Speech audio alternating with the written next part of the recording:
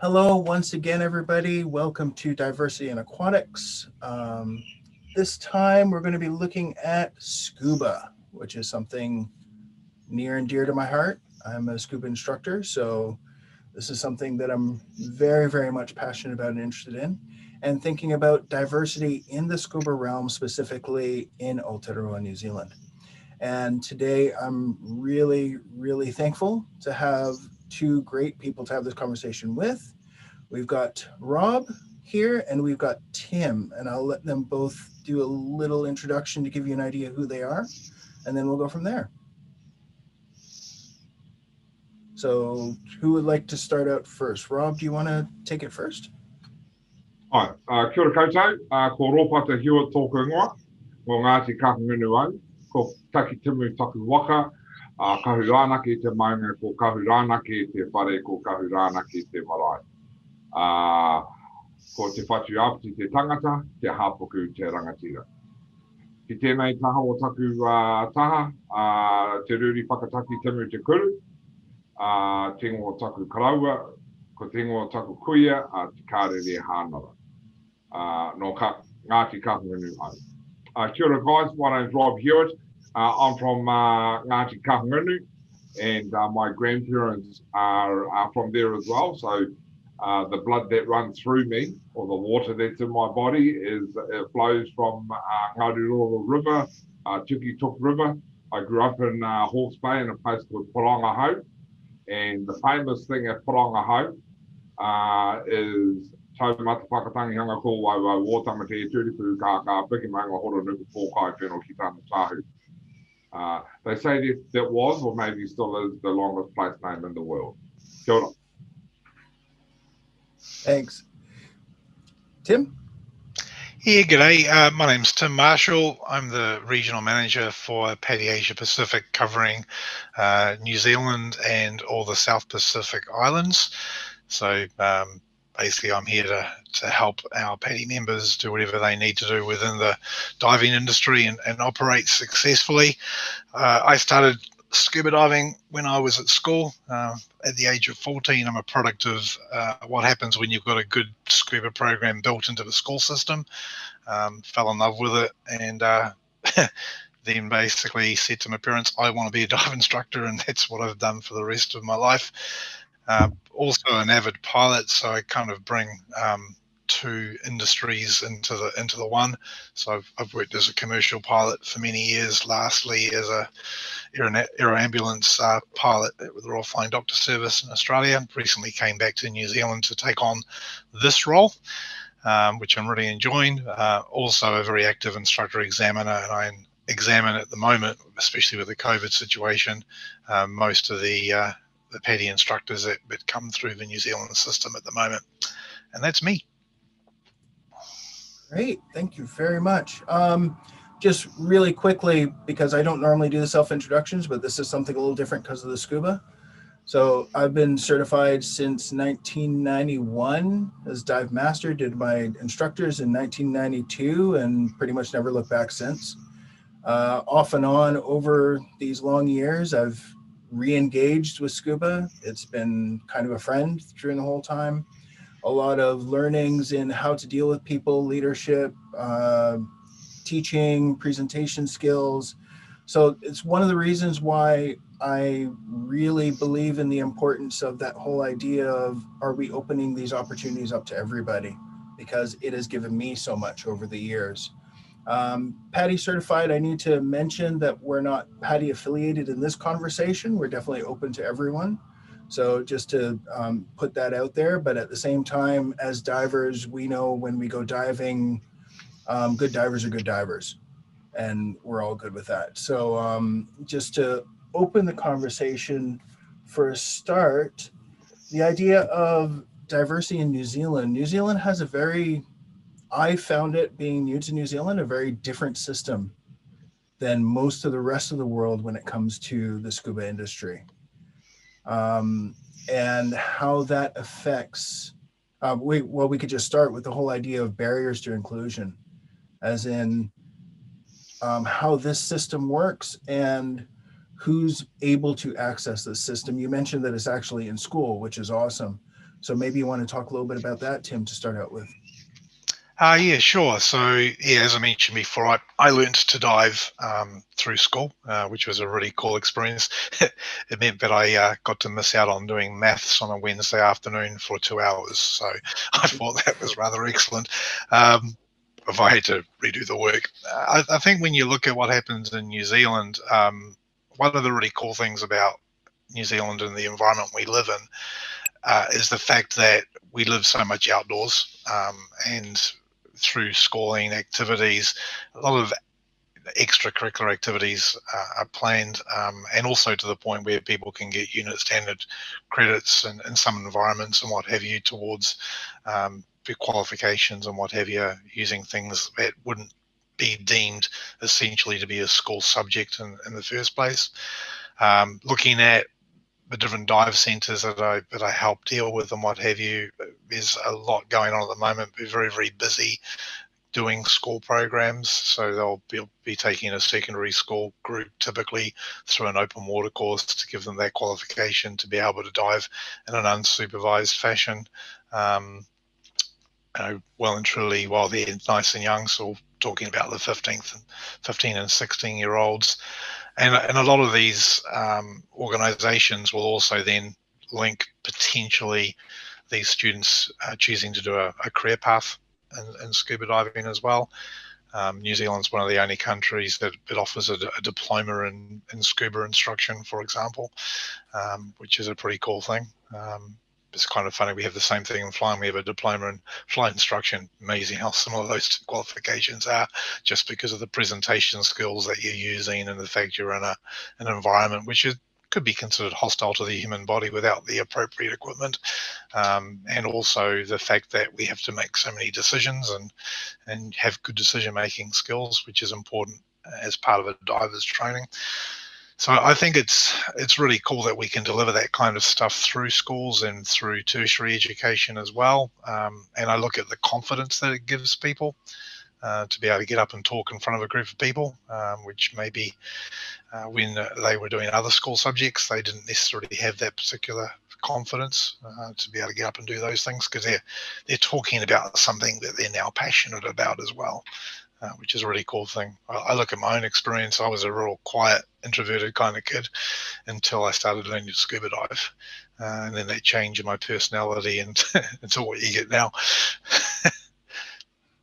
Fair enough. Cool. I would say, and this is something that I was kind of looking at with the teaching systems now that they're going online for a lot of the content. Mm-hmm. A lot of the lecturing, workshopy type stuff that we used to do, I think, is reducing, which is probably affecting that whole idea, that competence that we were building back then. But I want to get back to, because it sounds like there are these great career pathways coming out of school going into the scuba industry. So wondering why it's not more diverse at this point, as far as it's not reaching those kind of targets. So maybe turn it over to you, Rob, as far as your perspective on the whole idea of that kind of system and any barriers that might be there. Yeah, no, thanks for that. And yeah, I'd say talk about the korero, what Tim was saying. I've met a lot of guys who have come through that pathway of doing the open water PADI through schools. And it is, if we're looking at health and safety of the tangata, of the person, you've got to hit both ends of the spectrum. And the spectrum that Tim's talking about now is that this end of the spectrum with the school kids and getting them involved and so on, whether they be whatever culture they come from. One thing that I've noticed, because a little bit about myself, I'm a farmer's son. So we never went diving when we grew up. We only went to the beach to get pippies and then lie on the ground and get our kinners under the rocks. I first met my first dive instructor or guys when I was in the Navy, Royal New Zealand Navy, and these were the Navy divers, or the ODT, the Operational Dive Team. I first joined the Navy as a sonaman, sound of navigation and radar under the water. So I had a very engaging time with the water through that work. And I did that for about 10 years. You know, I spent time in a Collins class submarine. I was fascinated about things underneath the water. And then my next step was to move into to be a ship's diver or a Defence Force diver. And one of the reasons why we did that was because, hey, as soon as you pass the 6-month course, you get free wetsuits. Ah. You know, when I'm looking at, like what Tim's talking about, when I'm looking at what's in it for me, and that's what these kids are after. You know, we run day skipper courses, VHF radio courses at schools as well. And last week I was just up at James Cook. Now the kids there are all they're interested in is how many credits. The school are interested in getting the kids through the NZQA. I'm interested in water safety and saving lives. So collectively, as Tim was saying, collectively we work cohesively, but we all have our own separate outcomes that we want, you know, which is fine, because I can see that some of these kids that Tim are teaching now, by the time they become adults, you know, that they've still got some mātauranga. And I've seen these guys come through that same system that Tim's talking about, who are 30, 45, 30, 35 years old, and they still remember what they were taught back then. But the biggest issue that I see is that I've been running courses with Dave down at Wellington Dive. And from Wellington up to the Cape, there is no dive training up there.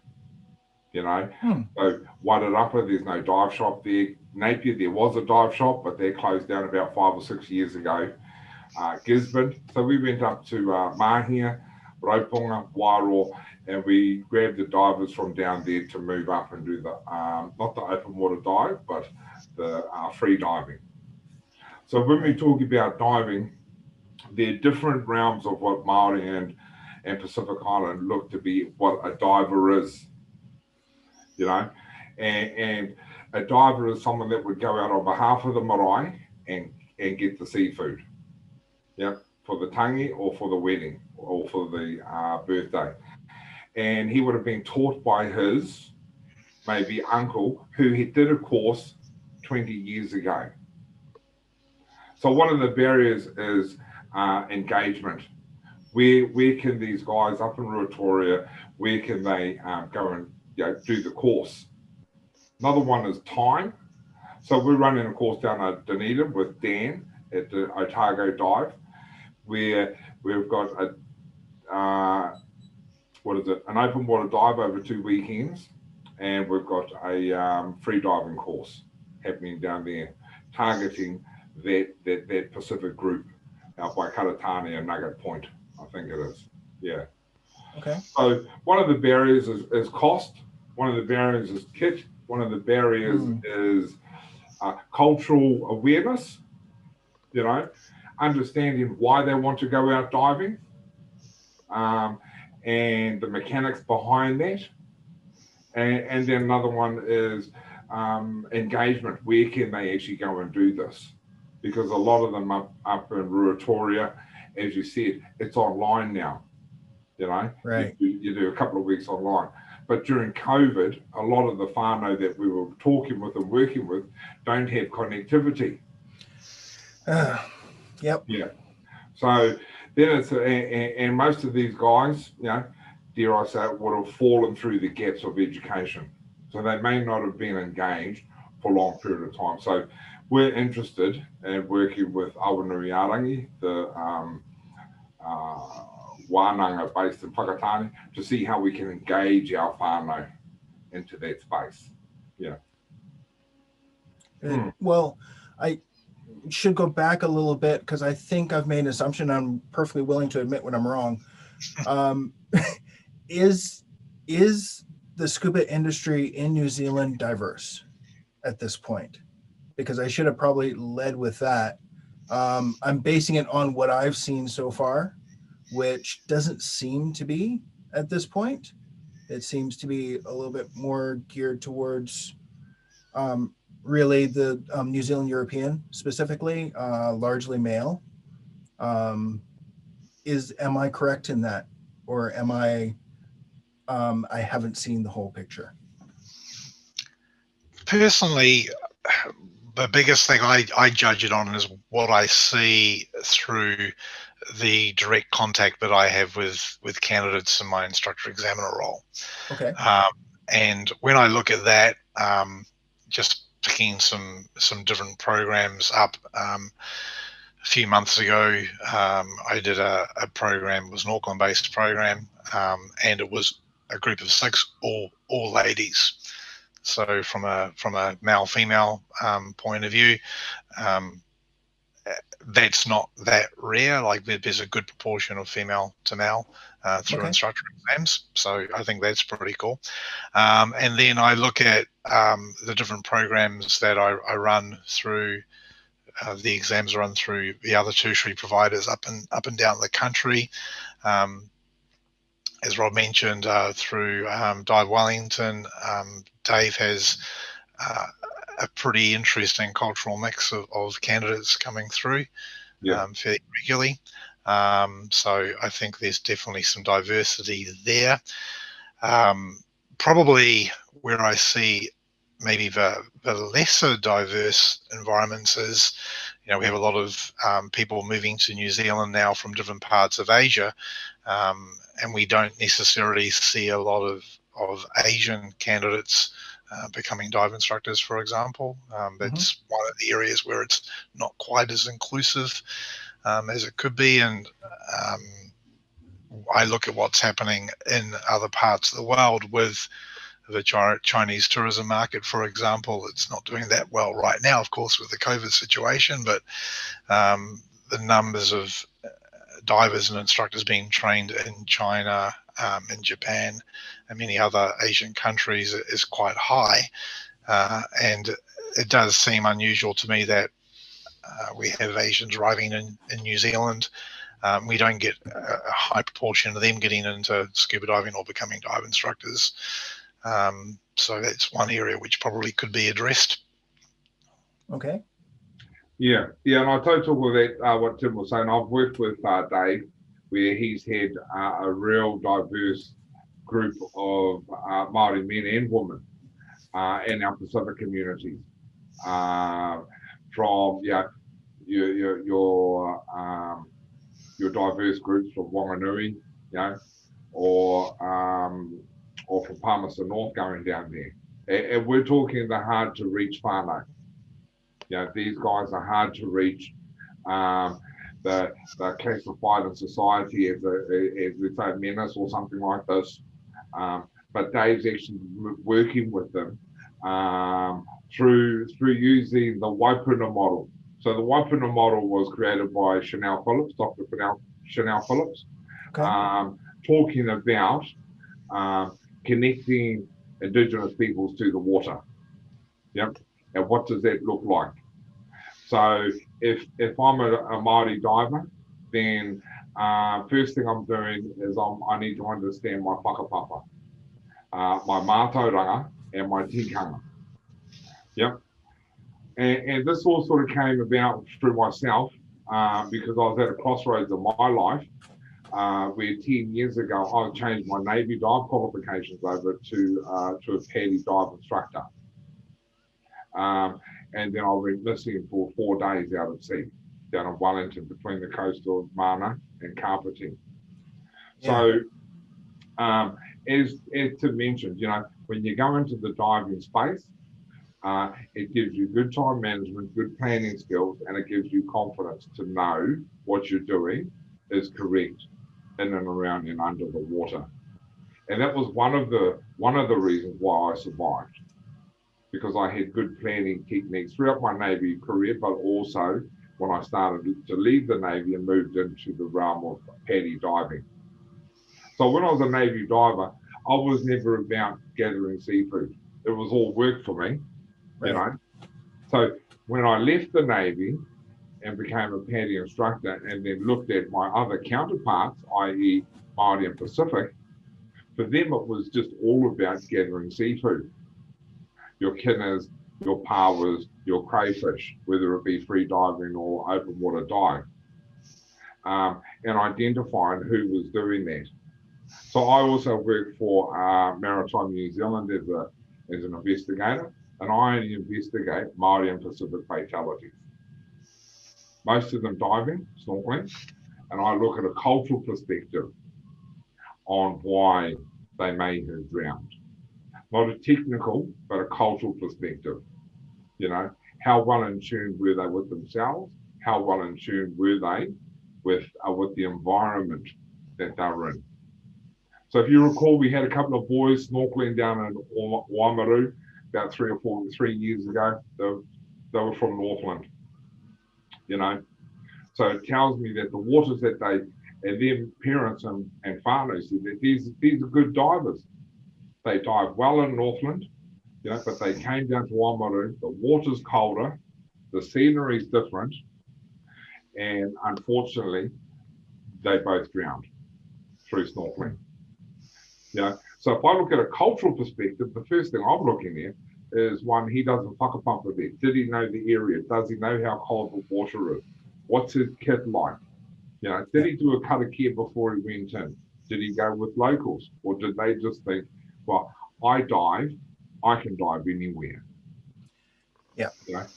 And this is what happened. It sort of opened up about maybe 12 years ago. I had a friend, Bevan Tipene, who was a PADI open water diver, did his course down in Otago, Māori boy, came back to Porongahau,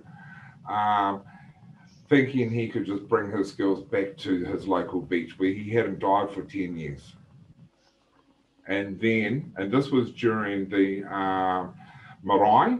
This was during a marae where we on TV that they were doing a refurbishment of the marae, DIY marae.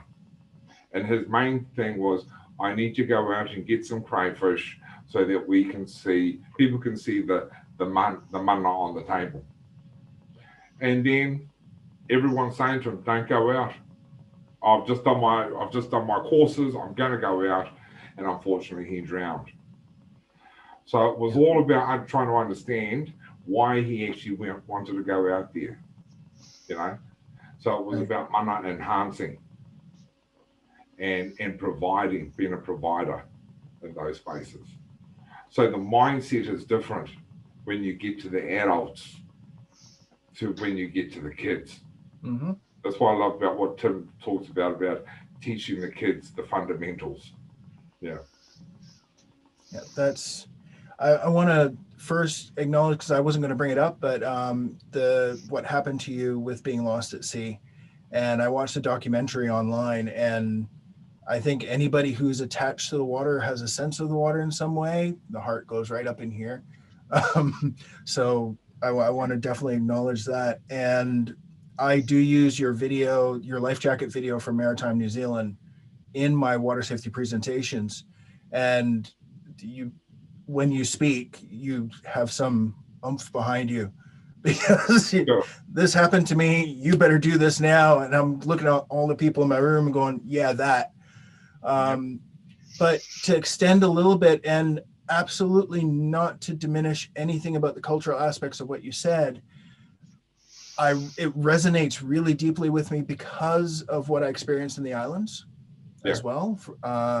Shout out to Beckway, where I learned to dive, and Beckway Dive Adventure and Dive Beckway, the two local dive shops down there.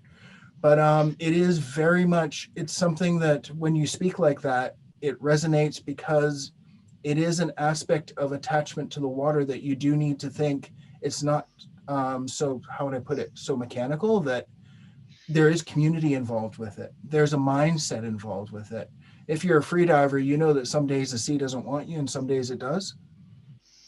The instinct of standing on the shore, and I use this in my water safety presentations all the time, as a professional dive instructor with people paying me to take them diving, I've stood there on the deck of the boat looking out and going, nope, we're not going today. And people starting to complain and threaten, and I don't care.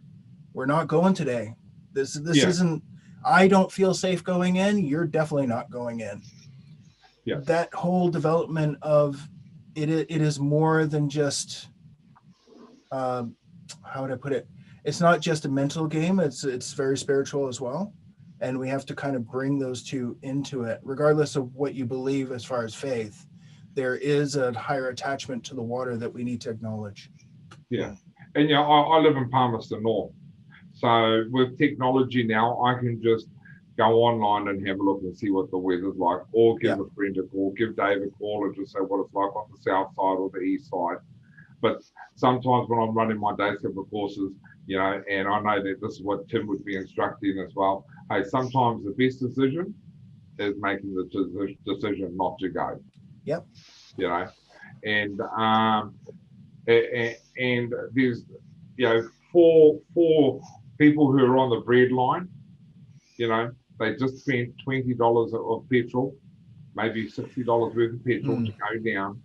They've spent 2 hours driving down to Wellington, let's say, or going over to Hawke's Bay, or spending time in the car, and they're already in the mindset in their head that they're already going. Yeah.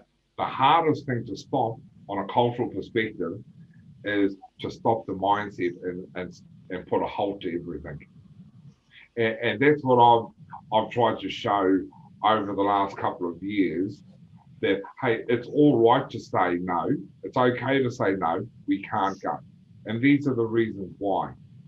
But hey, we can always go to the local fishmonger and get some fish for $5. We can always get a punnet of Kinners, or we can always come back tomorrow. And I think that's one of the big differences between the New Zealand dive industry, or reasons for diving, however you want to term it, compared to other parts of the world. And I think it's one of the magical things about New Zealand also, but it does bring its own challenges. And that is, I look at the different places I've worked at, that are more of in a tourism-y kind of environment, working on the Barrier Reef and things like that. And the whole perspective of a diver being taught to dive and then going diving just with their own buddy on the Barrier Reef, it just doesn't happen. It doesn't exist. Everything is guided, everything is toured. And one of the things I love about New Zealand is the fact that we still get to live an adventure-orientated existence in this country. I can grab my own boat. I can grab, if you're lucky enough to have one, I can grab a buddy, and I can go and do my own thing. I don't have to jump on board and pay for a dive master to take care of me. And then even shore-based activities, we live in a country where, the ability to do some hunting and collecting exists throughout the nation. But it does mean that the divers that we train are looking to dive for quite different reasons to many parts of the world. And, we often, as Rod mentioned, have that strain of what I would call get there-itis. You sort of I've paid for it, I want to get it. And there is no one saying, hey, there isn't an experienced dive master saying, hey, this is probably not a good idea right now, let's go somewhere else. So giving people that ability to make sound decisions becomes even more important, because, they've got a qualification to be doing what they need to do without supervision. So they're now having to make those non-supervised decisions. Also, we have those scenarios where maybe they haven't been taught to make those decisions because they've been taught to dive by a friend or a family member, and that hasn't been built into their training, because it becomes more of a, well, put this in your mouth and breathe and you'll be fine. And when things are going well, maybe it will be fine, but when it starts not going so well, then maybe it's when the challenges start to come up. Yeah. And that's what I find within our Pacific and Māori communities in and around New Zealand, is that, as Tim mentioned, they've been taught, a lot of them have been taught half by, not by a professional, but by an uncle or family member who may have did the course 20 years ago. Their kit may not be up to scratch because they can't afford it, so they just get the kit from the warehouse rather than your professional outlet. Yeah. And then, you know, as Tim mentioned, it's about understanding the training that they've had. Yeah, because if it goes from your grandfather down to your father, down to you, it's been watered down. Yeah, it's been watered down, their training. And then it just gets brought bigger and bigger and bigger, the window of opportunity that disaster or incidents can happen. So the dive courses that I support and the dive clubs dive shops that I support, you know, we target 3 groups of our divers. You know, one is the diver that's going out there now diving with no tickets, with a tank on his back as a marae diver. So we've pushed them into the open water paddy. I find funding, you know, through ACC, through water safety, and we've pushed them through that corridor. And then the second one are the fellas who did the course when Tim was saying, when they were at high school 10 years ago, 15 years ago, and they may not have engaged in the last 10 years, but have a bit of time now. And now they're 35, 40, 45. So we target them in a refresher course. You know, you do your pool refresher, then go out into the open ocean. These guys may have been diving once or twice a year during the summertime just to get some crayfish for Christmas or for a birthday. But we target those guys just to give them a little bit of a reintroduction into technique and to policy and to and training. And then the ones that we do target as well are our divers at high schools. You know, that Tim has been talking about. So both male and female, whoever wants to come along, because as I said to the ladies, you know, our Pacific and Māori communities, hey, look, there are a lot of lady divers out there, you know, and if you have a look around the world indigenously, in Japan, in Malaysia, your free divers and your divers are all female, strong female divers. Yep. Yeah, and they have a strong connection to the water. So don't think that we can't, that you can't do this stuff. Yeah. Agreed. Yeah. I'm conscious of time for you guys, but I really hope you can hang out a little bit longer because I'm kind of enjoying this. And it's everything's kind of flowing as we said it would, because a lot of this stuff is resonating on both sides of everything. I do want to ask a training question though, because, and this is something that's kind of I've seen in the past, have been brought up recently to me as well here in New Zealand. Like you mentioned, Tim, and my background as well is tourism-based recreational diving for a very different purpose. And even in that realm, and all the years that I've been training, my favorite course is still rescue. I love teaching the rescue course. And I've always said to the divers which are coming up, you have those which are just going on a trip and they want to learn to dive and they do their thing. You really don't expect that they're going to go out and go diving on their own. They most likely won't. But I always mention to the people who are serious about moving through is that you want to get to rescue. Rescue is the thing, because if you can do, first you do your open water, then you've got to get some experience and do rescue as soon as possible. So that experience and the rescue course are the two things which make you a competent diver rather than just learning those initial skills from an open water course. I guess my question is, because we have this different situation in New Zealand where the purposes of diving are a little bit more diverse and more widespread, do we need a different training model to actually run those open water courses with a little bit more built into them so people are better prepared for hunting or being in the open water? It's a good question. My take on it is, you know, I was the very first course I did was even less involved than the course we run now. Yeah. I think we did 2 open water dives for me to get that qualification through the school. There was a lot more time spent in the classroom. and it tended to bore us a wee bit, I guess. A lot of time in the swimming pool, but the actual time we spent doing ocean-orientated activities, one day very, very quickly, and there you go. Whereas nowadays, we do spend a bit more time actually conducting the open water portion of the course and actually being in the ocean. I think there's a few things we can kind of bear in mind there. Any kind of training that we provide to people, it should always be emphasized, and Rob mentioned this earlier on. People are only ever qualified to dive in the conditions that they were trained in. And that needs to be pushed big time during any training. That, look, if you find yourself in another environment where it's colder, where it's rougher, where you're using different equipment, I look at some of the divers that I've seen that have been trained in a pure tropical environment, and they come to New Zealand, and we put them into a 7mm wetsuit and put 12 kg of weight around their waist, and it's a completely different animal, right? There's no comparison at all. I'm a tropical baby. I understand what you're talking about. Yeah, exactly.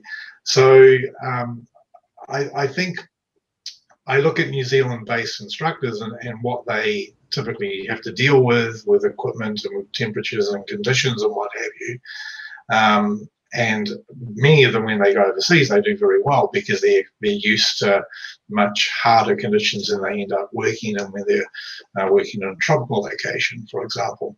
So that's the first thing just to bear in mind. I think as instructors, we have to keep that in the back of our heads all the time, and when we're preparing a group of people to become qualified.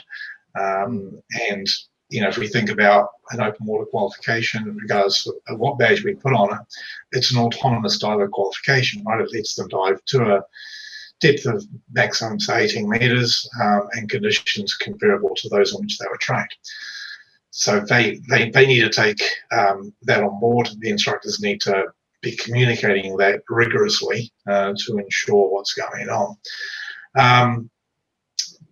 It's impossible to teach everybody everything there is about diving in the first course. We know that. They just don't have. People need to get a little bit of experience under their belt to then be able to build other things onto it. So we talk about there being a sphere of awareness, right? When you first learn to dive, you're focused on yourself and taking care of yourself. The next level of training is when we start thinking about tasks and task-oriented activities, diving in different environments, diving a little bit deeper.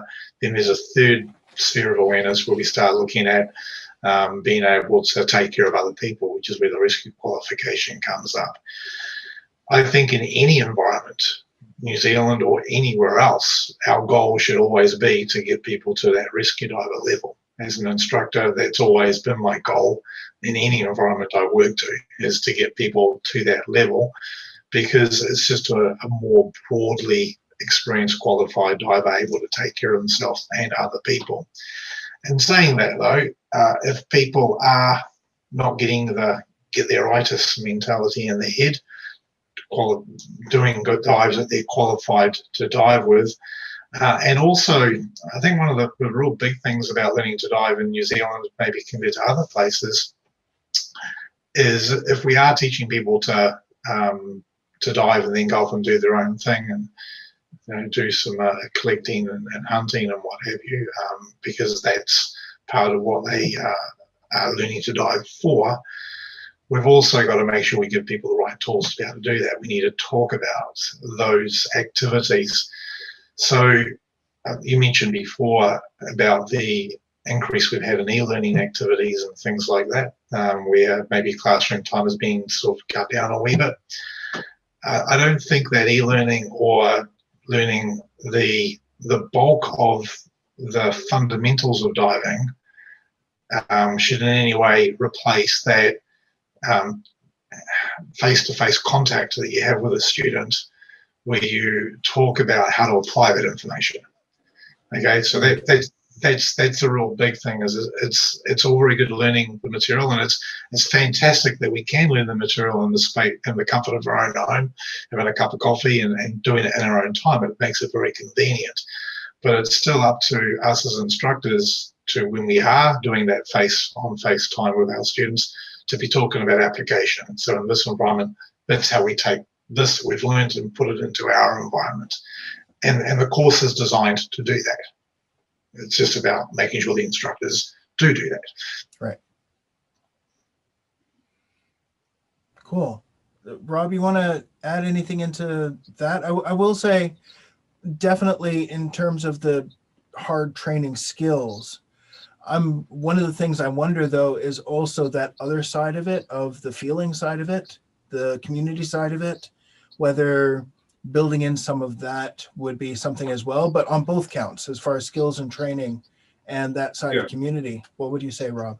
Yeah, so the courses that we're running at the moment with Dave and with Dan down Otago Dive, so you've got your overwater paddy and your rescue and wrapped around. That's the qualification. And wrapped around it will be the tikanga base.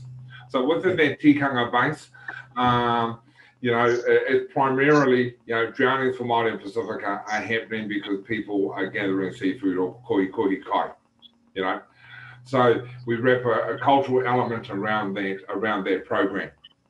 Yep. And the cultural element would be, let's say, the whakapapa or the kōrero or the kai that you're going to get. So therefore, we would look at getting, let's say, NPI to come in.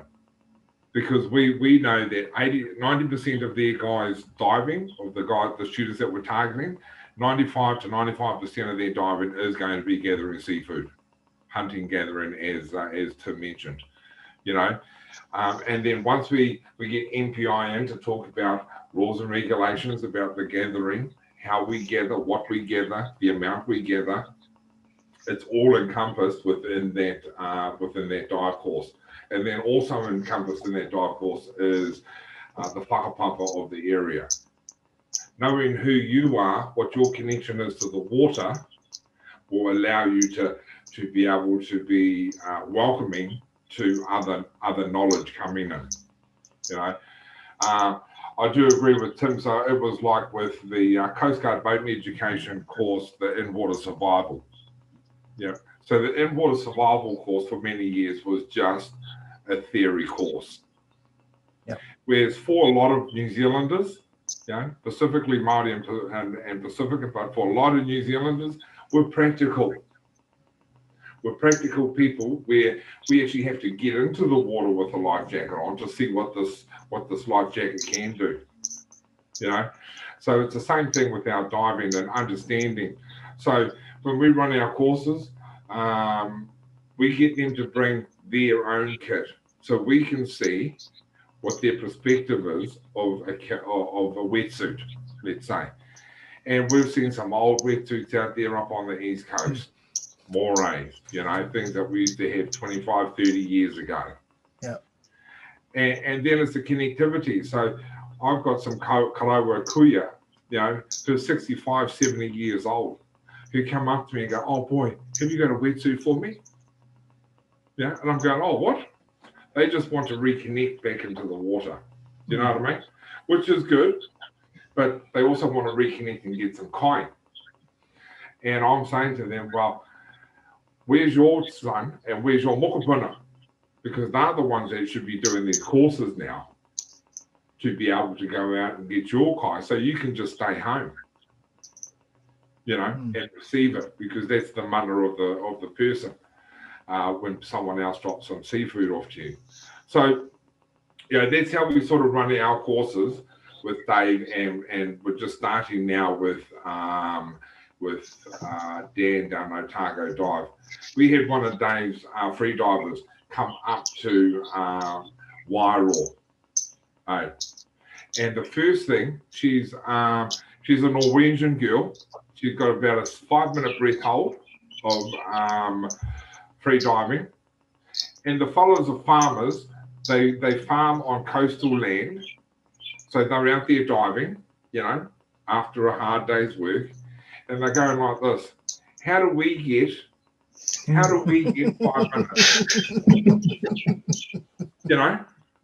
It's their mindset that they're not understanding. Yep.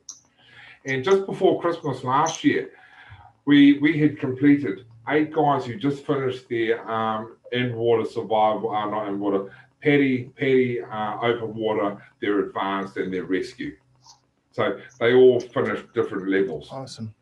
So 3 days before, there's about 16 of these guys from Wairarapa up to Otaki down to Wellington. 3 days before Christmas, the 22nd of December, we said, right, let's put this all to practice now. We've done the course, we completed 2 weeks ago, let's put it to practice. Okay, today's target species, kina. Let's get us some kina for our whānau for Christmas. And there was one guy on the boat who was focusing on crayfish, you know? And he was a diver for 10 years with no tickets. And he took his son came and did the course with him because his wife said to him, you are not taking our son out diving if you have no qualification. So the father and son did the qualification with Dave. So what we found out there was that we put all the people in the water, 8 people in the water, in their different buddy groups. Yep. And then as soon as this guy went down, all he was talking about was crayfish. I said, hey, bro, the target species, this is the plan, dive the plan. But he shot off and he went over to the rocks to try and get some crayfish. Everyone else stayed around here, you know. And then he surfaced by the rocks. He came trying to swim towards us and he got pushed out.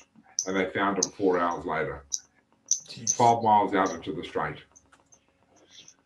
So, as Tim's mentioned, and as I realized there and then, was that yes, we can do all the training, but part of that for these guys, for this guy who was a diver for 10 years, for 12 years in his mind, you can't change the mindset once they get into that hunter predator, that hunter mode, hunter gatherer mode.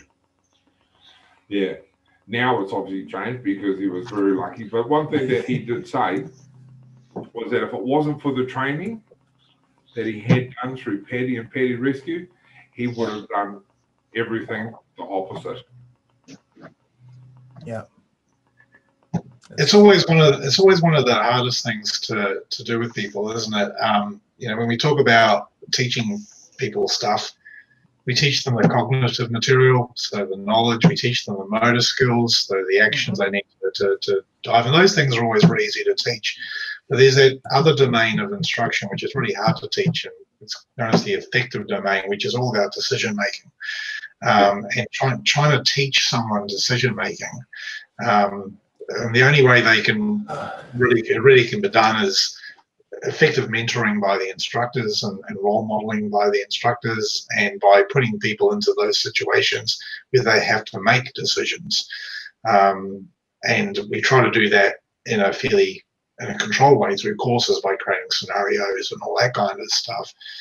But trying to expose people to that decision-making process outside of that arena is a tricky one. And I think one of the things that we have definitely going for us here in New Zealand is connected to most dive stores. There are club-based entities where that kind of diving activity can occur, where there's still someone there having a bit of a supervisory eye on things, but we're freeing up the individual to make more decisions by themselves. And that's, again, a very hard thing to teach, but we have to take every opportunity. And that's where I guess, discussions like this also help for everyone that watches this. Hopefully they take this message on board as well, that you're only as good as the last decision you made when it comes to being underwater. Yeah, and that was one of the great outcomes that we had with our divers up in Gisborne, Wairoa, Wairarapa and Wellington, was that after the training and after the courses, they all migrated together.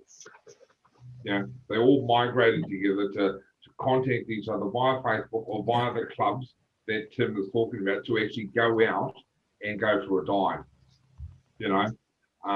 So that was a pleasing thing. And then they're having conversations about the kit, about the weather, about their target. They're planning everything now. Whereas before, it was just, let's go, it's a beautiful day. without Yep. any forethought. Yeah. I'm loving this conversation because it's pouring out all of this stuff. I always find that when you have conversations like this with people who have been in it for a while, who are instructors, who have experience, a lot of the similar type things start pouring out. And you look at your instruction manual, it has the curriculum there and it has the skills there, but all of these other things we pick up as far as the quote unquote soft skills, which are not so soft, the things that actually keep people safe out there, the decision making, being in those situations, those are things that we cultivate, but we almost don't know that we're cultivating it. And we need to bring that up to the surface again as something that we actually do on purpose. Yeah, it's great conversation. And I'm really conscious of your time. And I think we could probably go on for a while on this still. I still have things I could ask you and things I could say. But what I'll do, and just for me to close off a bit, is that whole idea of community coming out. It's not often in water safety and in these kind of training, things are written in an individual sense. You're training an individual to become better. You're training skills in an individual. Whereas quite often it's that community aspect. And in scuba diving, there is that because we have the buddy system and so that is built into it because you keep each other safe. You shouldn't be far away from people, all those kind of things.